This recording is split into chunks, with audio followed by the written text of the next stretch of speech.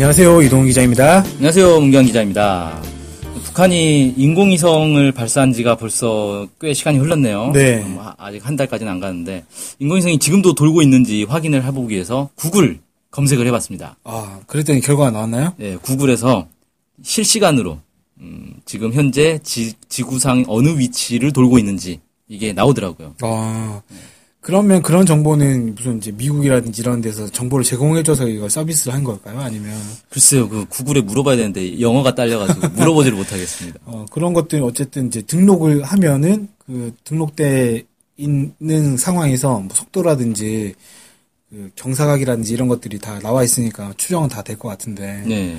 그래서 구글에서 전 세계 인공위성들이 다 물론 이제 군사위성 빼고 일반 위성들은 다 그렇게 궤도를 볼 수가 있어요. 실시간으로. 네. 어디에 있는지. 네. 자, 근데 어쨌든 인공위성과 관련한 기사가 또 나왔더라고요. 네.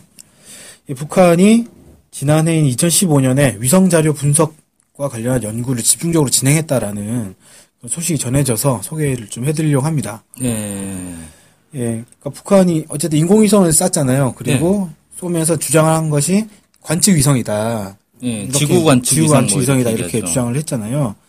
그래서 그러면은 지구 관측 위성은 무엇을 하는 위성이냐 뭐 이런 얘기들이 있으면 여러 가지 지상 관측을 하면서 지형을 보기도 하고 지하 자원을 탐색하기도 하고 날씨를 보기도 하고 여러 가지 이제 기능이 있는데 이제 그런 것과 관련한 연구들을 이제 북한에서 진행했다라는 게 이제 밝혀졌다는 거죠. 그러니까 2015년에 이런 연구가 있었다라는 건 올해 인공위성을 쏠 걸 예상하고 미리 연구를 했다라고 할 수도 있고 2012년에 이미 인공위성 쏜 게 있으니까 여기서 나온 자료들을 어떻게 활용할 것인가를 또 연구했다 이렇게 볼 수도 있겠네요. 네, 뭐 여러 가지 가능성이 있긴 하지만 어찌됐건 관측용 인공위성을 가지고 뭔가를 해보겠다라는 의지를 드러낸 건 확실한 것 같습니다. 네, 뭐 어떤 연구들이 있었나요? 네, 이건 이제 강진규라는 이제 예전에 디지털 타임즈에 기자를 하셨던 분이 블로그를 운영하고 계시는데 여기에서 이제 자료를 올렸어요. 그걸 봤더니 김일성 종합대학에서 나온 학보를 이분이 구해서 올리셨던데 여기에 위성 관련한 연구들이 쭉 있었습니다. 김일성 종합대학 학보 61권 2호에 이런 제목의 논문을 실렸습니다. 위성 화상의 공간 분해능과 지도 축적과의 관계라는 그 제목의 논문이 실렸는데 위성 화상이라는 거는 쉽게 얘기하면 인공위성에서 찍은 사진으로 보이고요. 공간 분해능이라고 하는 거는 위성에서 찍은 사진에 표현되는 지면에 대한 공간 기하학적 정보를 표현하는 기능이다. 참 말이 어렵네요. 네, 공간 기하학적 정보 있어 네. 보이는데요, 이제. 네. 그러니까 이제 위성 사진에서 찍은 그 지면에 대해서 여러 가지 이제 정보를 뭐 표현하는 거다 이렇게 보시면 될 것 같습니다. 그래서 이 논문의 주 내용이 뭐냐라고 했을 때 위성 사진 자료를 가지고 지도 축적에 맞춰서 최적화하는 방안을 다룬 것 같다. 이렇게 좀 얘기를 한 거예요. 그러니까 이거는 위성 사진으로 지도 제작을 하기 위한 어떤 연구. 네. 이렇게 볼 수 있겠군요. 네. 위성 사진 자료를 가지고 지도 축적에 맞춰서 최적화한다는 거는 지도에 맞게 위성 사진을 이제 보여주겠다. 뭐 이렇게도 좀 해석이 되고요. 두 번째로 나온 논문은 산지에서 고분해능 위성 사진에 의한 정사 사진 편집 방법이라는 논문인데 이 정사 사진이라고 하는 게 뭔지 몰라서 찾아봤습니다. 정사 보정을 거친 사진이라고 돼 있더라고요. 정사 보정. 네. 네. 정사 보정이라는 게 뭐냐 봤더니 지형 기복에 의한 영향을 제거해서 위성 영상의 모든 지형 지물이 지도와 같이 공중에서 수직 방향으로 내려다본 것 같은 형태를 갖추도록 투영하는 작업이다. 그러니까 위성 사진을 찍게 되면 그 수직으로 내려다보는 것 말고 약간 비스듬하게 내려다보는 거 있지 않습니까? 네, 그렇게도 당연히 찍히겠죠. 네. 그 부분을 조정해가지고 그것도 이제 수직에서 보는 것처럼 표현하도록 하는 거다. 이게 정사 보정이다. 이렇게 이해를 하시면 될 것 같은데요. 이 정사 보정을 연구를 한 거죠. 네. 위성 사진을 가지고 그렇게 보는 걸 연구를 한 거고 이 두 가지 같은 경우에는 위성 사진을 지도처럼 볼 수 있도록 쉽게 이용할 수 있도록 하는 방법을 연구한 거다. 이렇게 좀 정리를 할 수 있을 것 같고요. 세 번째 논문은 위성 자료에 의한 도시 열섬 평가라는 논문이 있습니다. 네. 이거는 도시 열섬 현상이라고 하는 건 뭐 아실 것 같은데 여러 가지 요인으로 도심 번화가 지역이 주위 지역보다 수도 정도, 그러니까 몇 도 정도 온도가 더 높게 나타나는 현상을 열섬 현상이라고 하는데, 위성 사진 자료를 가지고 이 도시 열섬 현상을 분석하고 평가한다라는 거죠. 관측하고. 이걸 할 수 있는 방법을 연구한 논문이 학보 61권 3호에 실렸고요. 네, 열섬 현상이라. 열섬 현상은 보통 대도시에서 이제 좀 나타나는 현상인데, 네. 그러니까 북한의 도시들에도 열섬 현상이 있다. 뭐 이렇게 볼 수가 있겠네요. 그게 있는지는 모르겠습니다만 그런 것들을 아마 관측해서 있는지 없는지 판단해 보겠다. 이렇게 이제 볼 수도 있을 것 같고, 말씀하신 것처럼 열섬 현상이 있어서 그걸 관측하겠다라고 볼 수도 있을 것 같습니다. 네. 여러 가지 가능성을 가지고 이걸 보면 될 것 같고요.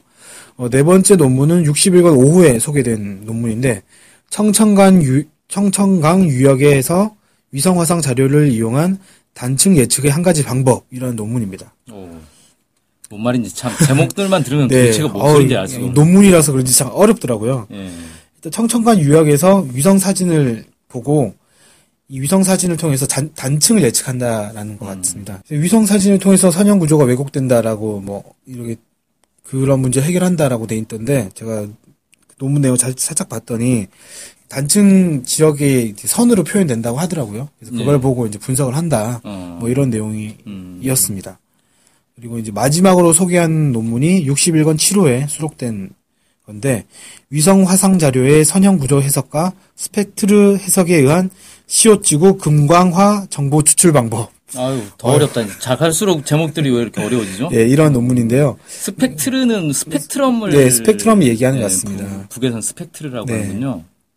시옷지구는 뭔가 공개할 수 없는 지구인 것 같은데. 그런 것 같습니다. 그래서 금광화 정보 추출 방법이라고 하니까 위성 사진을 가지고 지질 형태들을 파악해서 금광을 할 수 있는 정보를 추출하겠다, 이인 것 같습니다. 그러니까 금광이 어디 있는지 이런 걸 찾아내는 그런 기술인 것 같네요. 네. 금광뿐만이 아니라 광물 탐사에도 이용을 할 수 있겠죠. 이게 가능하다면. 예. 그래서 어떤 시옷이라는 지구의 위성 사진을 이용해서 이걸 한다라는 그 내용이 논문에 실려 있었다고 하더라고요. 북에서 새로운 금광을 왠지 개발한 듯한 느낌이 드는데요. 이거는 확신할 수 없습니다만, 네. 어쨌든 위성 사진을 가지고 선형 구조를 해석하고 스펙트럼도 해석해가지고 이걸 이용해서 금광을 찾아내겠다.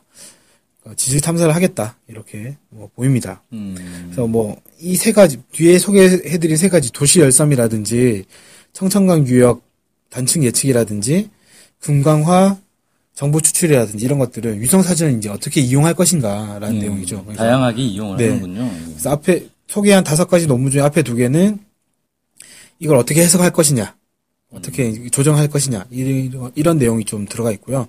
뒤에 3개는 어떻게 이용할 것이냐, 이 내용이 들어가 있습니다. 네.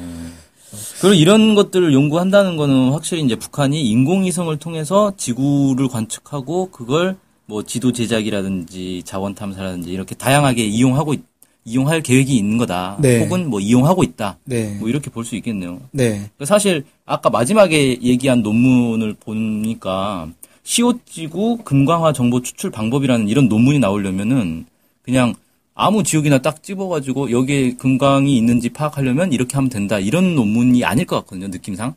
그러니까 이미 시옷지구에 대한 위성 정보가 있는 거고 그 위성 사진을 가지고 자기가 분석해 본 결과 이런 식으로 금광의 위치를 찾을 수가 있었더라. 이런 식의 어떤 결과 보고서일 가능성이 상당히 높은데. 네, 일단 확인을 할 수는 없는 게 저희가 원문을 가지고 본 게 아니고 네. 첫 번째 이제 장만 볼 수 있었는데 그것만 가지고는 방금 말씀하셨던 것이 사실인지 아닌지가. 네. 근데 보통 이제 일반적으로 볼 때 그렇다는 거죠. 네. 그래서 이 학보를 어디서 구할 수가 없을까요? 글쎄요, 나중에 통일부나 이런 데 가서 그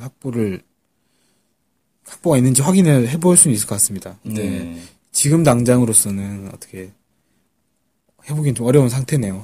지난해 나온 학보니까 네. 지금쯤이면 국내 입수가 되지 않았을까 생각도 되네요. 국내 입수가 됐으니까 아마 이 강진규 전 기자도 공개를 하지 않았을까 생각이 들고요. 예. 어찌됐건 다시 한번 말씀드리지만 지난 2월 7일 날 북한이 인공위성을 발사했다라고 했고, 여기에 이제 이 발사된 광명성 4호가 정상 작동되고 있는지는 논란이 있지 않습니까? 네, 회전을 하고 있다느니 정상 작동했다느니 하루가 지날 때마다 계속 보도가 바뀌더라고요. 그래서 이게 정상 작동하고 있다라는 확증 자체는 확신할 수는 없지만 지난 2월 11일 날 그 북한이 광명성 4호 발사 영상을 공개를 했는데 여기에 단 분리가 이루어지는 장면이 담겨 있고 페어링이 떨어지는 장면 이런 것들이 있었거든요. 네, 그렇죠. 그래서 실제로 그 인공위성에도 촬영할 수 있는 카메라와 통신할 수 있는 이 기기가 장착돼 있을 가능성이 있다. 그런 가능성을 배제할 수가 없다. 이런 건 판단이 좀 되고요. 가능성이 아니라 100% 확실한 거 아니에요? 설마 인공위성을 따라서 누가 같이 비행하면서 찍진 않았을 거고. 근데 이제 인공위성이 있고 실제로 그 영상 자체는 인공위성에서 찍은 건 아니고 인공위성 옆에 달려있는 로켓에서 찍은 거니까 그런 정도의 실력이 있으니 인공위성에도 달려있을 가능성이 높다. 그렇게 보는 게 맞겠군요. 네.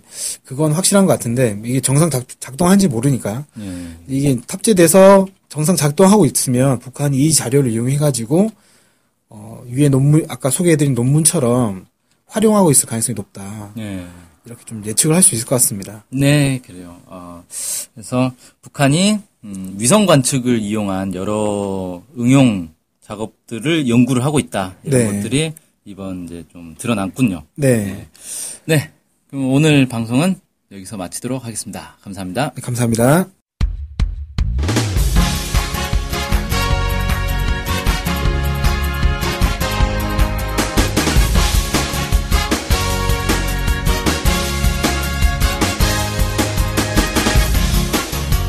팟캐스트 많이 들으시나요? 그럼요. 구독하는 방송만 10개 정도 됩니다. 와. 근데 그 중에 북한 소식을 전문적으로 하는 방송이 몇 개나 되나요? 찾아보니 딱 하나밖에 없었습니다. 바로 NK투데이 공식 팟캐스트 스케치북이죠. 어쨌든 통일을 좀 하려면 그 상대방이 북한을 정확히 알아야 되잖아요. 근데 그런 팟캐스트가 하나밖에 없다니 정말 안타깝네요. 그래서 스케치북을 꼭 들어야 하는 겁니다. 네. 통일을 꿈꾸는 국내 유일 북한 소식 전문 팟캐스트 스케치북 많은 청취 부탁드리겠습니다.